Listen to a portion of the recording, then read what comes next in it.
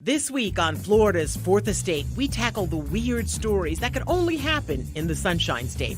For example, did someone just try to sell a baby on Craigslist? I think you should read the ad and then we should guess if this is legit. The seller also said they will provide clothes and formula and offer to include the baby's 4-year-old sister as like a BOGO. I was going to say, it's a BOGO. I have a 4-year-old and I get that. Florida man strikes again with the excuse of the year after he's pulled over by cops. He claimed the cocaine residue found inside a Budweiser can, along with his crack pipe, don't leave home without it, was not his. It was randomly blown in there by the wind. Oh, and UCF history professor Jim Clark joins us to talk about all things politics, including the impeachment hearings. Who comes out on top after it's all said and done? The best example is right here in Central Florida, Congressman Bill McCollum, who everybody thought, wow, the impeachment of Clinton's going to put him on the map. Yeah, and it probably hurt him more.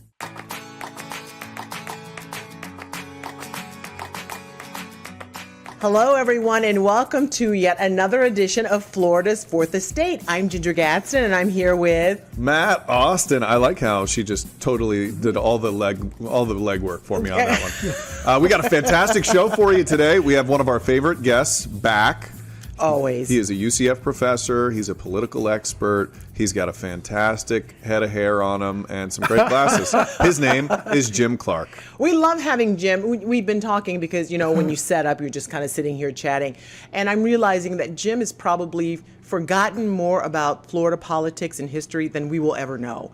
Absolutely. So it's really just stunning just to sit here and talk to him. He just gave us a 100% rundown on the history of our television station, that we had which no I had idea. no idea existed. I'm so glad you didn't know either, because I'm sitting here like, wow, no clue. So we're gonna, get started like we do every week. We have some of the crazy stories because, Florida. And then we're gonna talk about politics, and we're also gonna talk about all things impeachment, which I'm exhausted by it. It has just worn a lot of people down. But, hopefully you have a little fun this week as you listen and, maybe chime in, Jim. I will. All right, our first story, we begin with something, it's kind of sad, but also when you think about it, it's like, is it for real? Craigslist, you find some crazy things that's on what it. I think you should read the ad and then we should guess if this is legit. I don't know if I have the actual ad, but it says, the Florida Department of Law Enforcement is investigating to determine if an ad placed last week was a hoax, right?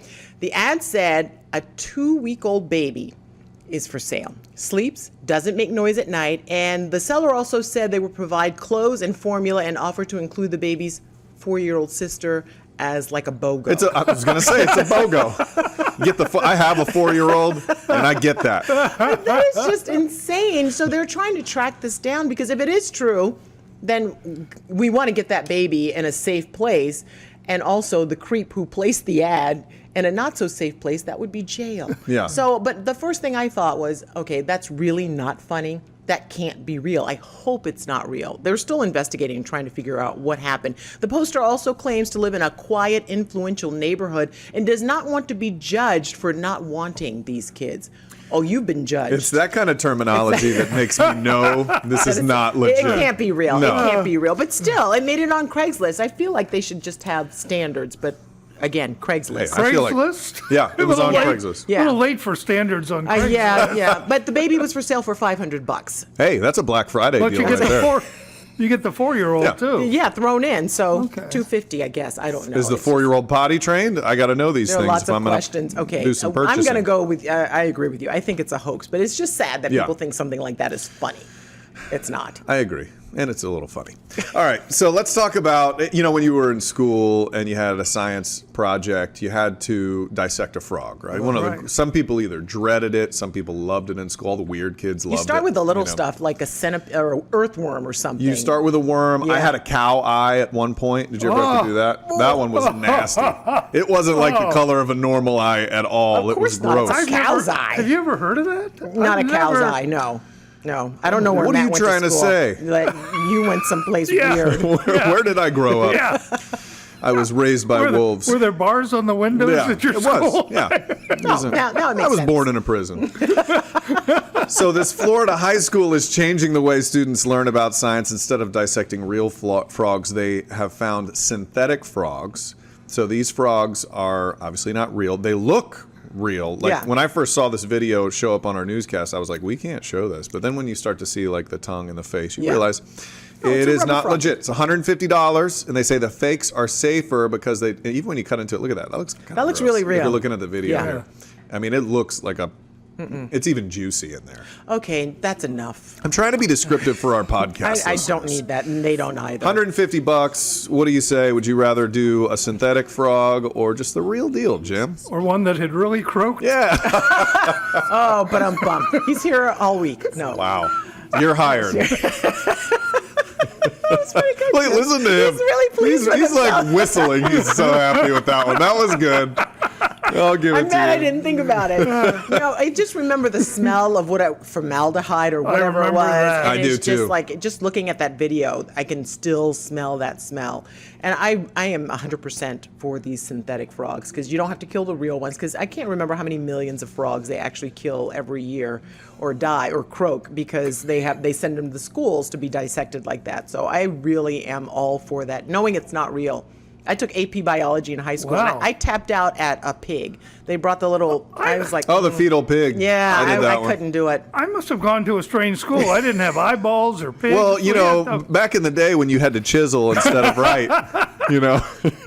I love you, Jim Clark. Did you have lab partners? Yeah, we Yeah. did. Yeah, where you could make your lab partner do the Gross stuff. the gross stuff you didn't want to do. You try to Exactly. find somebody who All of it's gross. who liked that All stuff. of it's gross, Yeah. Jim. All of And- it's I just just bad. my lab partner. Somebody like you was my lab partner. They made me do all the You gross know, stuff. I had Peggy Harris who didn't mind doing the. Oh, look, you remember Yeah. Peggy You remember? Harris. She must Anybody have who been- will cut up a frog for me, I'm going to remember. She must have been a looker. If you remember her all these years. She was. You All knew right. it, nailed it. Jim Clark. Okay, this next person should have gone to more school. Hit it, Phil. And now, your Floridian of the Week. Should have gone to more school. I think that was grammatically incorrect. Speaking of going to more school, He don't learn good. What is wrong with me? All right. So Sometimes doing these stories make us not I as know. smart. What is wrong with me? Hey, let's focus our attention away from me and onto this guy. This is a real life Florida man right here. Pulled over by police in Fort Pierce last month, and he claimed the cocaine residue found inside a Budweiser can, along with his crack pipe, don't leave home without it, was not his. It was randomly blown in there by the wind. Oh, what? That is from WPLG. This is Joseph Zach, 37 years old, obviously has a pretty severe crack habit. And he says the wind is what caused the crack pipe to fly into I his saw car. this and I posted it on my Facebook page and I said, this is the guy who also had his dog eat his homework. You know, it's like, I don't know what happened. The dog ate my homework. I've never heard of anything like that, but you have to give him credit for coming up with something very creative because he had to come up with it on the fly. Like, the wind blew it in. No doubt he came up with it on the fly while he was high on crack, Jim, which is pretty good. I don't know. Well, I mean- I don't know. what can you think of a better excuse?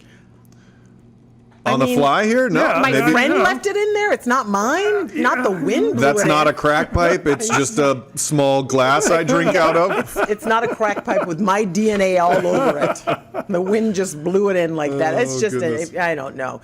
But it's stories like that that give us so much joy working here in the state of Florida because where else can you find stories like this? Florida Right. Man is a real thing, and that's your Floridian of the week. That it is. Yeah.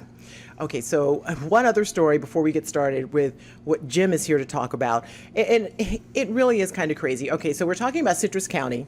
A commissioner canceled the subscription to the New York Times at the library. And some people were upset about it, and other people didn't even know that they had a subscription to the New York Yeah. Times. And they were claiming that it was going to hurt tourism, that people would stop coming to Citrus County because, you know, the library is really big there.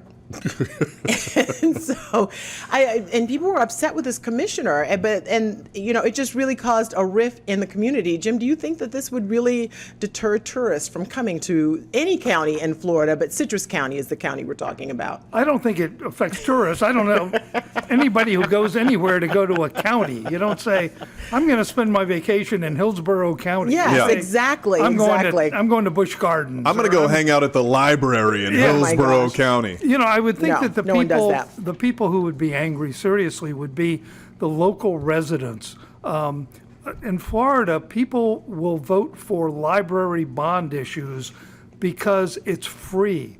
And especially older people who are retired, they've come here and they like the idea they can download books, they can go to the library, Sure. they can get the New York Times for free, whether they agree with it or not. Yeah. They can get the Wall Street Journal for free.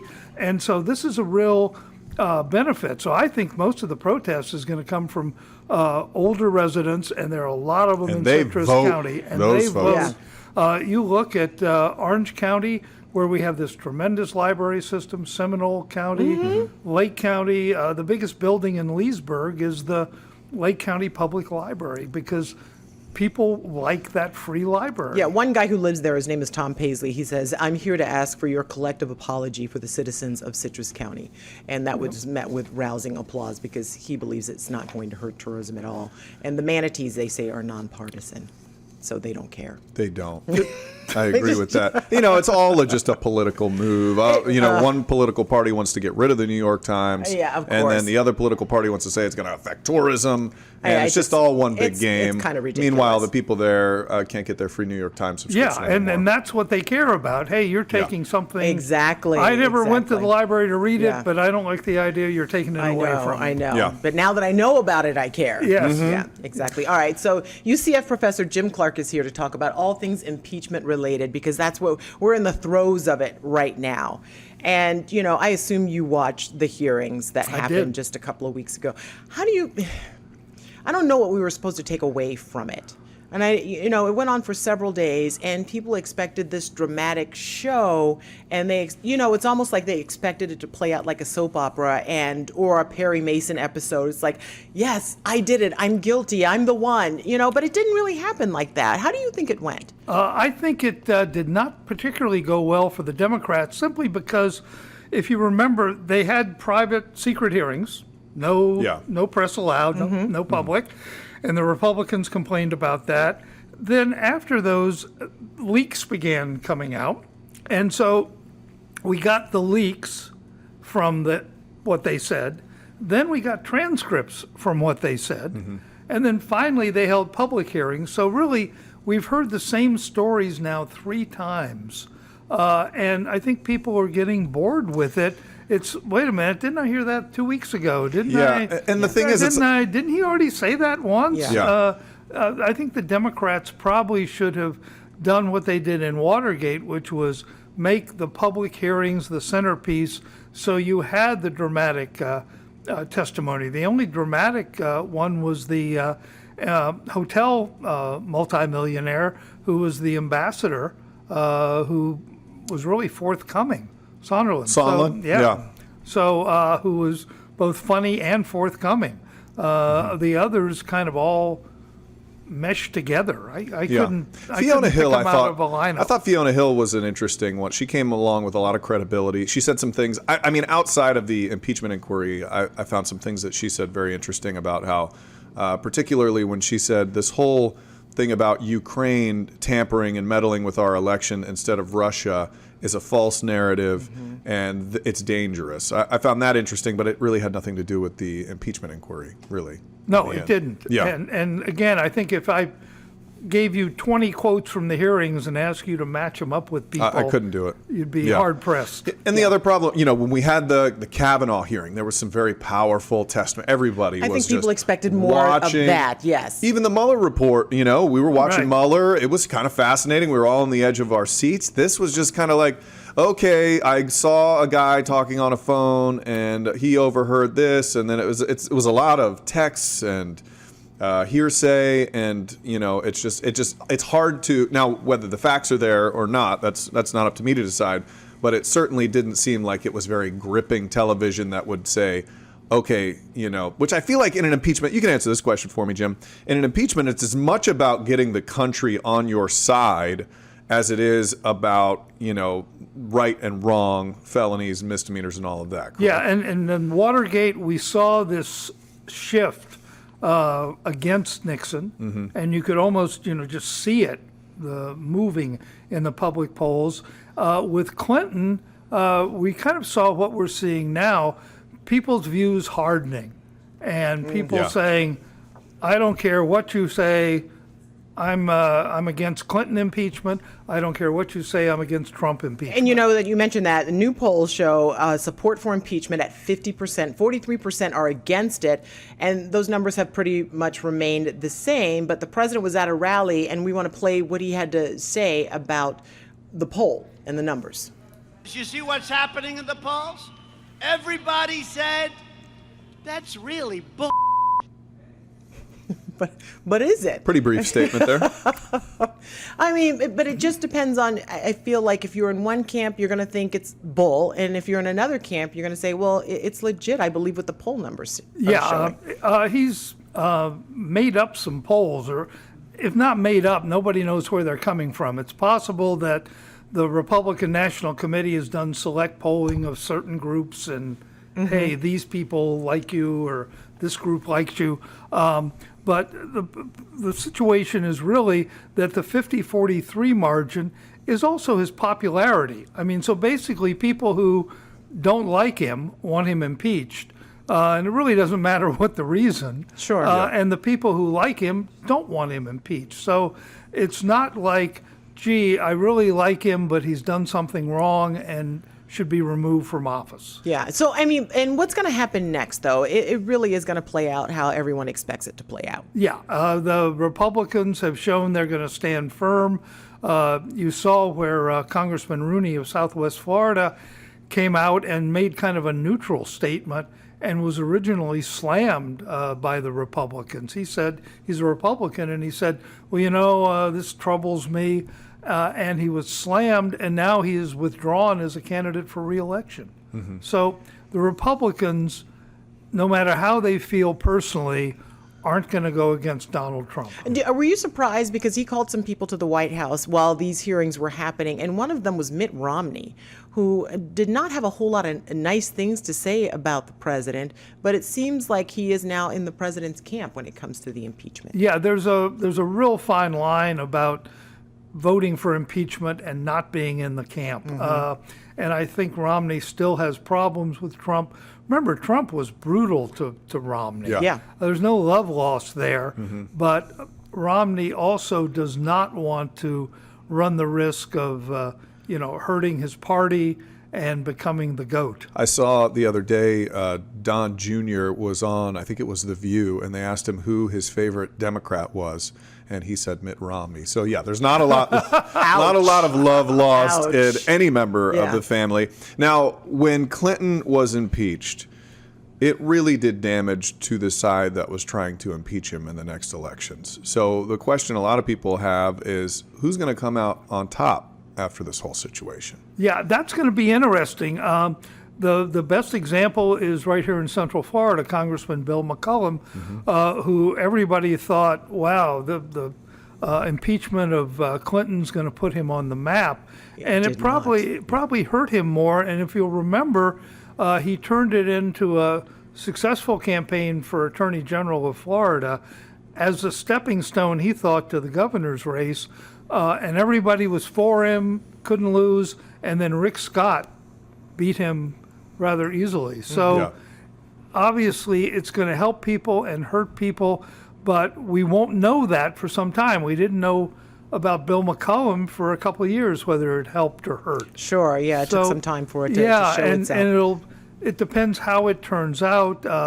Nunes, if the Republican congressman from California, who's the ranking minority member, is probably going to have a tough race.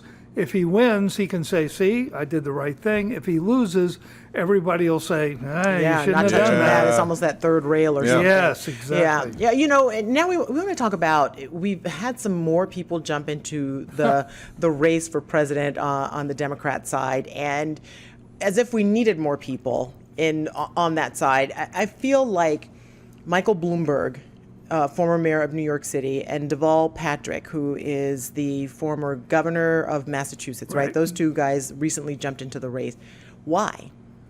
I have no idea.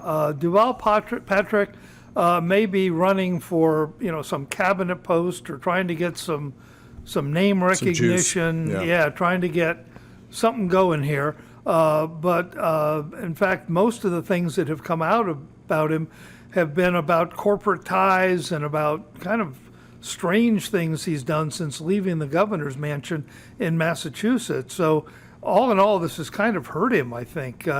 He had a rally recently and 2 people showed up. This is... Oh, gosh. And... I mean, you got more family than 2 people. Mom's like, hey, sorry, I'm busy. I can't be there for your presidential announcement. I did not know 2 people showed up. And the story gets worse. It can't. How? Go ahead. So it was at an African-American college in Atlanta, and the 2 people showed up, and Patrick blew them off and said, I'm canceling on the 2 people who showed up, and he left town. Wow. So- Okay. It did get worse. I want to apologize to those 2 students. I mean, that's insane. Yeah. Because those 2 students are voters. Yeah, and they came to hear him. And Yes. I'm sorry, you're not worth my time. I mean, doesn't every vote count? Yeah. Gotta start somewhere. I don't understand. And then Michael Bloomberg rolled out an ad campaign, $34 million. Someone said, I think it was a CBS News report, they said that's the equivalent to one of us writing a check for 39 cents. Like, it meant nothing to him. And by not using any political money, he's not going to be a part of the debate, so we're not going to really get a chance to hear what he has to say in these debates, right? Yeah, and the problem with all these folks is that they're sitting at home and they think, wow, I'd make a great president. Hubert Humphrey once said, everyone who has ever run for dog catcher immediately begins thinking, now how can I get to the White House? That's true. And for somebody like Bloomberg, who said, I got $50 billion, wow. Yeah. But now people suddenly start looking at your record. And they're looking, wait a minute, you were the guy who was the proponent of stop and frisk. You were this, you were that. Which he's apologized for since he just announced. Yeah, but and of course, still. the 12 years he was mayor, he loved it. Yes, so of course. Now that he has nothing to do with it, he's sorry for it. Yeah. So the same thing with some of these other candidates where people go, wait a minute, I didn't know that about you. You look pretty good, but... Who is it on the Democratic side you think could challenge Trump? Who has the best chance against him? Joe Biden, I think. Still. Unless Hunter just really destroys him. I think both Elizabeth Warren and Bernie Sanders are too far left for the party. They're the favorites of the left wing of the party. But that's not what it takes to win the presidency. That's not what it takes to win. And we've seen this countless times. Elizabeth Warren's from Massachusetts, which gave us John Kerry, who everyone thought the Democrats would win in 2004. And then he went kiteboarding. And remember that horrible picture? Oh, wait a minute. Let me give you one more. One more Massachusetts Democrat who won the nomination in 1992, Michael Dukakis. Oh, was he on the monkeying around or the monkey business? No, that's Gary Hart. Yeah. You don't remember the picture? Oh, in the tank. The tank. Yes. Good for you. with the helmet on. Yes. Oh my goodness. Oh, okay. It just destroyed him. Yeah. He was trying to look tough and military, and he had on that hat. It looked like a it looked like a helmet. German soldier. I think. Oh God, so bad. It was terrible. Yeah. So what has damaged Joe Biden? Because Bloomberg said as long as Biden was in the race, he didn't see a path for him. but now he's in it. So what is it that people have seen that has weakened Biden so much so that people are thinking, okay, well, now I have a chance because Joe's damaged. Something's happened. I mean, I know it's all the Ukraine stuff, but His son. Hope that your children don't do to you what they've done to Joe Biden. Oh, man. They've had some awkward talks at night at this point. And a lot of people have pointed out that Joe Biden keeps saying, oh, there's nothing illegal in this. And the problem for a lot of people is maybe it should be illegal for your family to start getting all these huge contracts. Here was a guy, Hunter, who was thrown out of the Navy for cocaine use, has been in rehab, 5 or 6 times, and all of a sudden a company in the Ukraine hires him for $50,000 a month. 80,000, I think, I'm was the not last turning number I that heard. down. Yeah, and gee, they probably would have hired him if his father hadn't been vice president. And he even admitted in the interview, well, I think, the fact that my last name's Biden helped. Yeah, it's pretty obvious that it did. And not too many people are finding legal ramifications for it, but it is for the American people to decide if it was right or not. no, but I mean, I don't think there's anything wrong with, you have a name. You can't help that that's your name. But if that's the only credibility you have is the name and you don't have the background to actually do anything with the name. Or you don't even speak the language of the company you work for. Yeah, I mean, makes it a difficult case. A hard sell. Do you really think the Ukrainian utility had hired a number of people who had been in rehab 5 or 6 times, or do you think Joe Biden's son was the only one? It's a fair question. Yeah. I wanted to ask you about Buttigieg because he's surging in the polls. Before we let you go, what do you think about him? Because I think he's an interesting candidate. He's got an incredible background, a really good speaker. You think he's a Speaks threat? 7 languages. He Smart probably guy. could have. Yeah. Well, 2 things. One is everyone seems to have their moment. 2 weeks ago, we were talking about Elizabeth Warren surging in Iowa, and now she's fading for whatever reason. I think because of health care. And now, as you point out, the mayor of South Bend is surging. And the question is he the flavor of the month? Is somebody else Is he surging too soon? Is somebody else going to come along? But again, the important thing is with the surge, people are now starting to go back and look at some of his old comments. They're, wait a minute, did you really say that? Did you? And so the more you prosper in the polls, the more attention you get. And it hurt Elizabeth Warren with the health care when people started saying, wait a minute, I have better health care than you're proposing. I'd have to give that up. Yeah. And so I think she's slumped. Bernie Sanders has been up there and now slumped. So the question is, does everybody get their 15 minutes of fame? Remember, 4 years ago, Ben Carson was the front runner. Yeah. I don't remember. Yeah.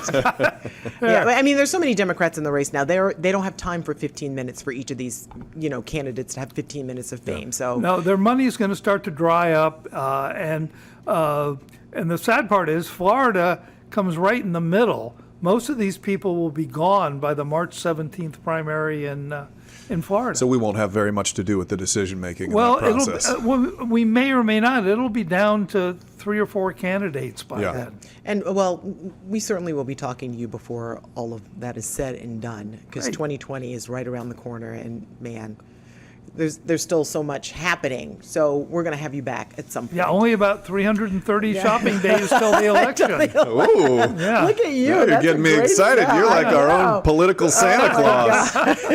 So All right. we could talk to you forever, but we're out of time. Thank you. Thank you so much. Thank you for UCF having Professor Jim Clark. I'm Ginger Gadsden, and you My name are... is Matt Austin. Look at that. Another good intro. I don't even have to say I am. We also have Tiffany Brown producing and Philip Dean directing. Check us out next week. Have a great one.